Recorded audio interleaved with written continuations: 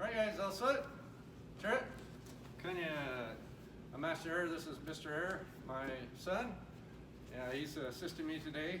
In this segment, we're going to talk about hips, hip motion, also what do you focus on, okay, when you're sparring? What do you focus on?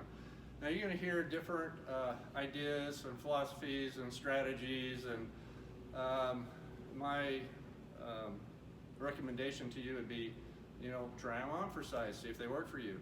Not everything works for everybody, okay? But we're going to give you some basic stuff, and from my experience, this is what's worked for me. This is what's worked for my students, okay? So if I'm first of all, before we get into hips, if I'm focusing on my opponent, where am I looking? Am I looking at his feet because his feet's coming at me? Am I looking at his hands? His hands are going to be coming at me. Or do I look at his hip area? Right? Well, I can see his hands and feet. I can see what his hip's doing. If I look at his eyes, what do I see? I see everything. I see with my peripheral vision. Okay, that's the vision on the outside, so you can look direct, like you're reading, right? That's good for focusing, but that direct vision doesn't pick up speed, okay? It's your periphery that picks up motion and speed, so you can react to it, okay? So if I'm staring at his foot, and he throws that kick, it's gonna be too late because I didn't pick up the motion fast enough, okay? But if I look at his eyes, there's a couple things. I can look into his eyes, I can kind of see what he's going for. I mean, he might look at the target before he strikes it, He might look and focus, on my midsection. Is it open? Can I throw that kick? And I can anticipate what he's doing with his eyes. Okay, so, but with my periphery, I can see his hands, his feet, I can see where he's looking, I can see what his hips are doing, okay? So if his hips are shifting, if he's setting up a certain way, I can, that will help me anticipate what he's gonna do. But going back to hips, okay? I want to, most people will teach you that you measure with your jab and then you follow up with your reverse punch with your strength, right? And this is a lot of teaching that involves arm strength, upper body strength, but not everybody has that. But everybody, understanding the theory of power, can practice speed and develop speed, all right?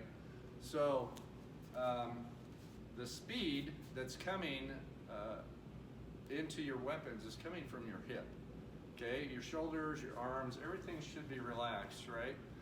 So instead of your reverse punch being your knockout punch, I would like your jab to be your knockout punch, okay? And that all happens right here. The hip is going to travel just about 1 to 2 inches. It's a very short movement. I don't know if you can see it in the black uniform. Maybe Mr. Caden can demonstrate. So it's a very short, sharp motion, okay? So the hip leads the shoulder, leads the hand, okay? So when I throw that jab punch right here, it's gonna be so fast that he's not gonna be able to see it. And that all starts with the hip motion, okay? If I just use my hand, it's too slow, much too slow, okay? Because I'm using large muscles, okay? I don't want to involve those large muscles until I make impact. And where do I make impact? It's gonna be 80% of the extension. I'm gonna have a 3 to 6 inch follow through. And then he's should be pretty well damaged by then, right? Just enough for the head to snap back. Yes. Okay. So even if I go, I start to turn my hip into it this way, and he puts his hands up, right? I can go into the midsection. So you can even throw your opponent off by, you know, how you're adjusting, how you're moving, and kind of trapping them into thinking you're going to do one thing and then you end up doing another thing. But this hip motion is very, very critical in kicks, in hand techniques, in everything you do, right? If you want to develop real power, you're going to focus on the hips, okay?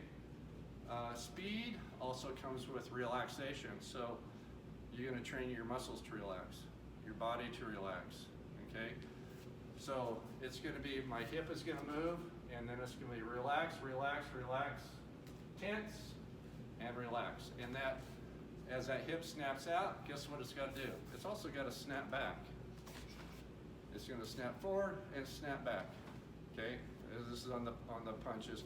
There's other techniques where you're going to follow through with the hip. I'm not going to get into those right now. But just for punching, striking, if I were to come in with my hook punch, you know, right in here, I am leading with my hip. If I'm doing my rich hand, I'm leading with my hip. If I'm doing my uppercut, the hip rotation is still this way, but it's being redirected up with my arm, okay? Knife hand side strikes, lead with my hip, except this time it's pulling back. So, play with the hip motion. A good way to maybe do this is, you know, with your partner, if you put the targets, have them hold targets on their chest, because you don't want to hurt them, okay? And you want to make sure their mouth is closed, so they'll bite their tongue on this one, okay? But you can put a lot of energy with your arm, and you can push them out of the way. That takes a lot of energy to move this mass, right? But we actually don't want to move the mass, right? We want to snap the hip and have the energy stay in the object, okay? So you can push, which doesn't do damage, or you can do hip motion, which is going to have the energy stay in. And this is where we start breaking the bones, damaging organs, that kind of thing, okay? So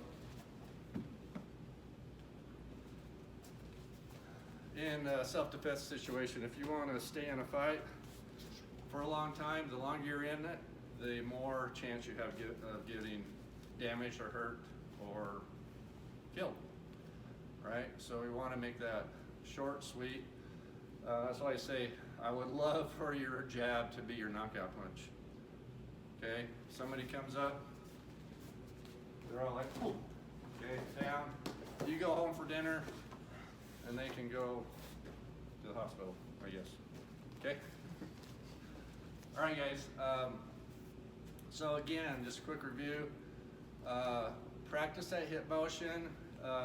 Another good technique, if he were a punching bag or a bob, right, I could just start out just moving the hip, relaxing the arm, just relaxing the arm, and see what's going on. And then I'm going to get to a point where we're going to go harder and harder, driving